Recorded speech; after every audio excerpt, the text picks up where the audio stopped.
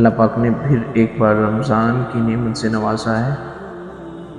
جیسا کہ رمضان کی آمد ہے، روزے میں کچھ چیزوں سے بچنا لازم ہوتا ہے۔ اگر ان چیزوں سے نہ بچا جائے تو روزہ ٹوٹ جاتا ہے۔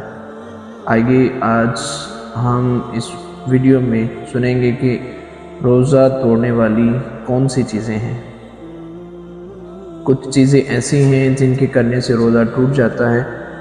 حقہ، سگریٹ وغیرہ پینے سے بھی روزہ جاتا رہتا ہے، اگرچہ اپنے خیال میں حلق تک دھواں نہ پہنچتا ہو۔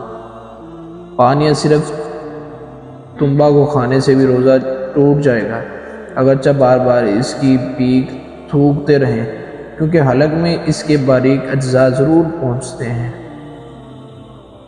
شکر وغیرہ ایسی چیز جو منہ میں رکھنے سے کھل جاتی ہے، منہ میں رکھی اور تھوک نکل گئی، روزہ جاتا رہا۔ اور اسی طرح دانتوں کے درمیان کوئی چیز چنے کے برابر یا زیادہ تھی، اسے کھا گئے یا کم ہی تھی مگر منہ سے نکال کر پھر کھا لی تو روزہ ٹوٹ گیا۔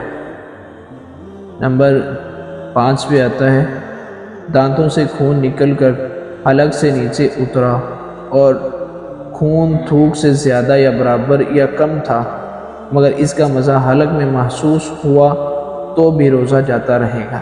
اگر کم تھا اور مزہ بھی حلق میں محسوس نہ ہوا تو روزہ نہ گیا۔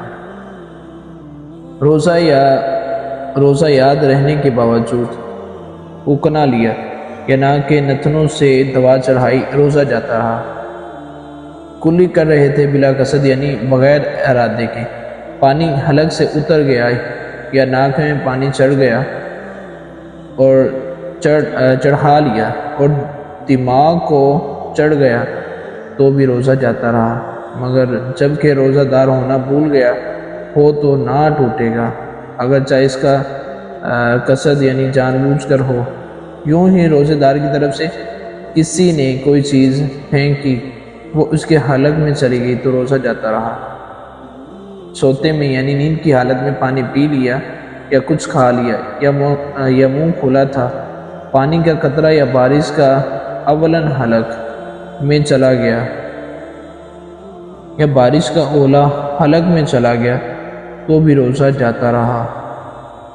دوسرے کا تھوک نگل لیا یا اپنا ہی تھوک ہاتھ میں لے کر نگل لیا تو روزہ جاتا رہا۔ جب تک تھوک یا بلغم منہ کے اندر موجود ہو اسے نگل جانے سے روزہ نہیں جاتا، بار بار تھوکتے رہنا ضروری نہیں۔ جب تک تھوک یا بلغم منہ کے اندر موجود ہو اسے نگل جانے سے روزہ نہیں جاتا، بار بار تھوکتے رہنا ضروری نہیں ہوتا۔ اب نمبر 11 پہ ہے، منہ میں رنگین ڈورا وغیرہ رکھا جس سے تھوک رنگین ہو گیا، پھر تھوک نگل لیا تو روزہ جاتا رہا۔